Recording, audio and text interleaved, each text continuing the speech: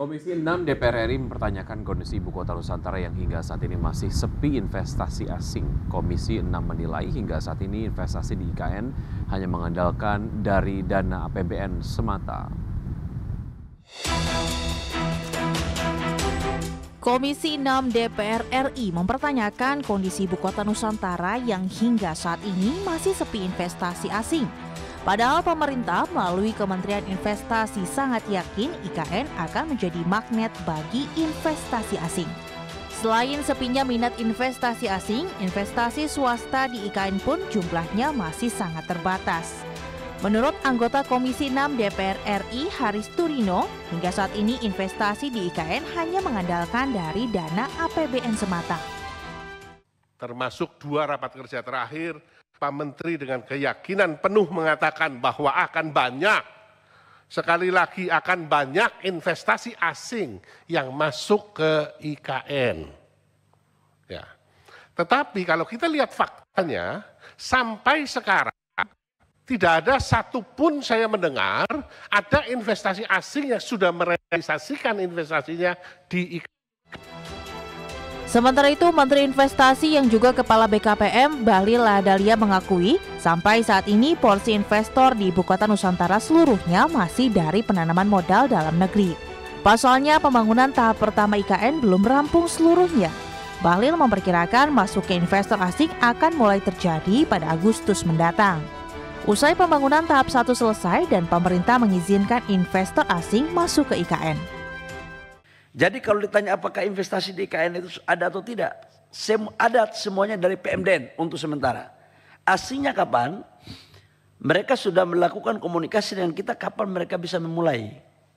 Tapi kita katakan bahwa setelah tanggal 17 Agustus baru kita lihat karena infrastruktur mereka di klaster kedua itu baru bisa clearkan, baru bisa clear.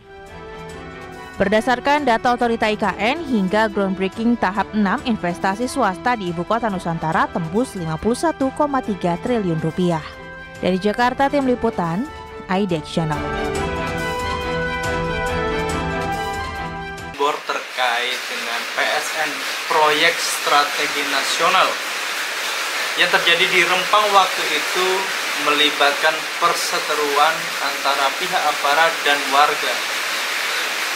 Kini dia ditagih janjinya oleh fraksi DPR RI yang berkaitan dengan investor-investor yang akan datang di IKN. Nampaknya hingga saat ini dana atau anggaran yang digunakan untuk pembangunan IKN masih menggunakan dana APBN yang hingga saat ini masih defisit. Gak capek-capek berjanji Pak Bahlil, Pak Jokowi yang katanya tidak menggunakan dana APBN, kok seneng bohongi rakyat, seneng janjikan rakyat, hingga rakyat itu sudah kenyang makan janji-janji Bapak.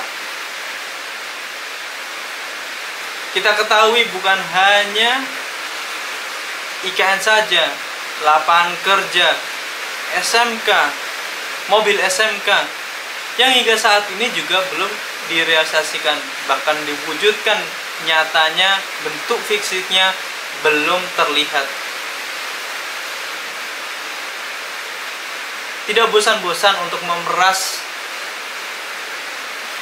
kesejahteraan rakyat dengan mengambil keuntungan 3% dari tapera yang diduga kuat untuk menutupi anggaran APBN yang sedang defisit. Gak capek-capek Pak. Begitukan rakyat terus. Bahkan kalau kita lihat posisi Penajam Pasir Utara yang terletak di Kalimantan Timur ini tidak strategis kalau kita melihat dari sisi keramaian kota seperti Samarinda, Balikpapan, serta Banjarmasin. Letaknya itu sangat pedalaman.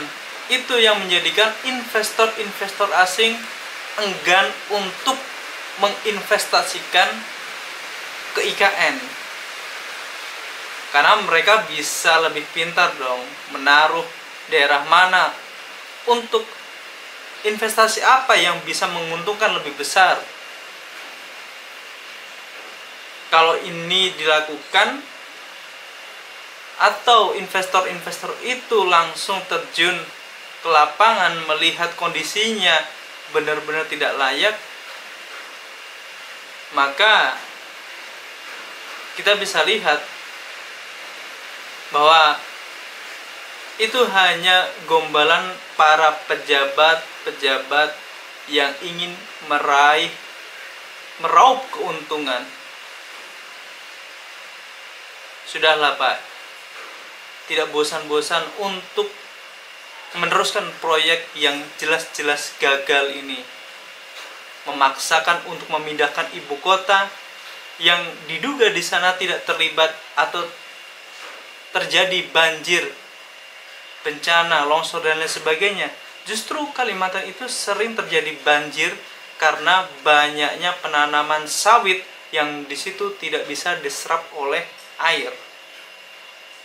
Terjadi longsor karena alat-alat berat mengambil atau merusak hutan yang untuk hidup para satwa-satwa, monyet, burung enggang, dan lain sebagainya yang harusnya dilindungi, mereka punahkan dengan mengganti sawit. Mungkin ini koreksi untuk para penguasa, tidak untuk rakus untuk memenuhi kekuasaannya. Assalamualaikum warahmatullahi wabarakatuh.